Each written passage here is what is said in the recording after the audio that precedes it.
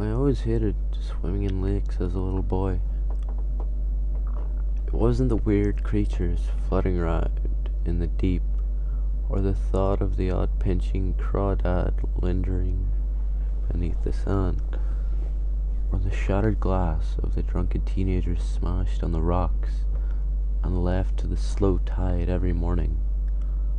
What bothered me was much, much worse. The lake's reeds, beneath the cattails, waiting in the murky, dirty water, made the goosebumps on my body rise. It wasn't the duck itch my friends or family constantly caught, or the bites of the odd water beetle. It was the clinging, the grabbing. Nothing hiding within the unseen vegetation could be as terrifying as pulling and ripping off the plants that cling to the body of the waiting children in that river. My friends enjoy swimming. The water is an intense deep green, and it doesn't bother them. They enjoy catching the odd minnow together, or supporting one another on their shoulders, wrestling. I can't enjoy it. I won't. They know much better than to knock me out of my canoe or throw me off the dock. I would rather watch when I can. Often I find it unbearable to see them, seeing the green wrappings being pulled from the water, wrapping themselves around the arms, chest, and necks of my friends. I shudder and continue to paddle, doing my best not to snag any of that botany that might find itself nettled onto my oars. They tried to get me in the lake once, and only once. I pounded at Darren's back, screaming for life. It wasn't just a joke to me. He laughed as I fell into the water, which seemed like eternity. How could I swim back to the docks with all the reeds around?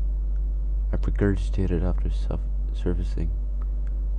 I was disgusted. I was crying. I stood on my tiptoes on the corner of a tall rock beneath the shallows, telling everyone I couldn't move. Darren retrieved me in the canoe, almost tipping it as he pulled me up. I screamed again as I found a small lily clinging to my big toe. I want to tell my friends to get out each and every time. They prod and poke fun at me. Every time I put my bathing suit on and go into the canoe, but I won't go into the water. They don't understand my terror or understand where I am coming from. They don't know my secret. 2 years ago, before I had met all my closest friends, I loved swimming. I caught a tiny fish and cared not for the plants that repulse me today. I had a specific part of the lake I loved to swim in. It was mine. There was a small path nobody else took that led into a green forested dip where I had tied a rope to swing on a huge coniferous tree. I was alone and secluded. It was beautiful. The dragonflies buzzed and the odd jays would bicker among themselves. It was wonderful. It was my sanctuary. That one night I remember the best.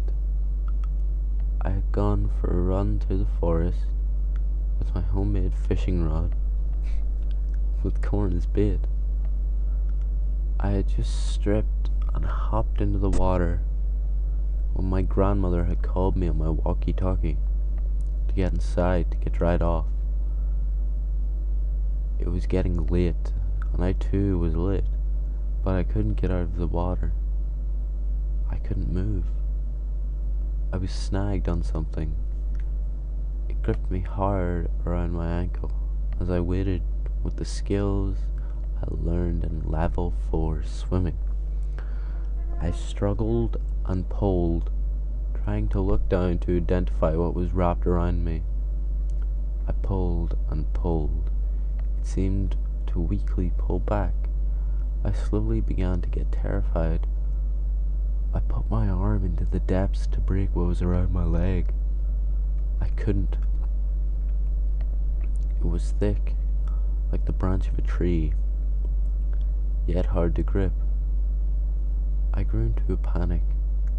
Help slipped from my mouth, although nobody was around. Finally, as quickly as I was snagged, it just seemed to slip off. I swam as fast as I could to the shore and stared. Water pounding on the shore, water pounded rocks on the shore, but there was nothing. I got dressed and ran home, my heart still pounding.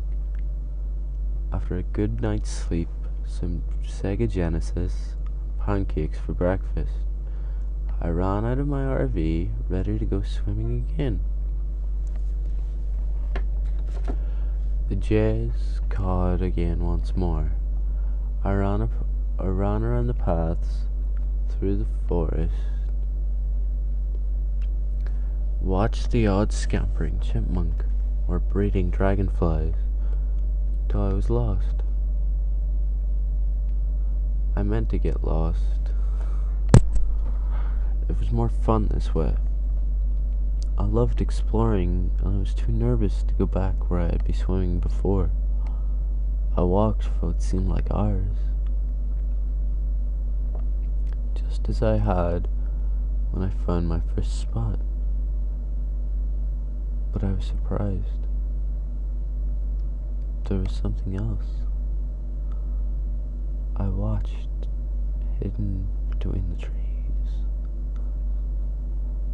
a man on a boat throws a bag into the water, tied to an anchor.